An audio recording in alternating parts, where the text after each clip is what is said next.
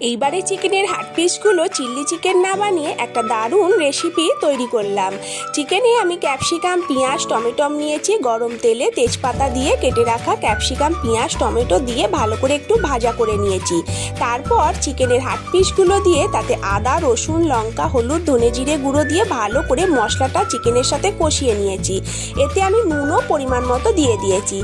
চাপা দিয়ে 5 মিনিট অন্তর অন্তর আমি এটাকে নাড়তে থাকবো। চিকেন থেকে যে জলটা বেরোবে সেই জলটাতেই চিকেনটা সেদ্ধ হয়ে যাবে। এরপর আমি যখন চিকেনটা সেদ্ধ হয়ে যাবে, একদম মশলাটা থেকে তেল ছেড়ে দেবে, কষা কষা হয়ে যাবে, তখন গরম মশলা দিয়ে দেব। আর যে যার প্রয়োজন অনুযায়ী গ্রেভি রাখার জন্য প্রয়োজন পড়লে জলটা সামান্য দিতে পারেন। আমাদের এটা একটু গ্রেভির প্রয়োজন ছিল, তাই আমি সামান্য একটু জল দিয়েছি, দিয়ে গ্রেভিটাকে আমি বাড়িয়েছি। এটা রুটির সাথে অসাধারণ খেতে লাগে।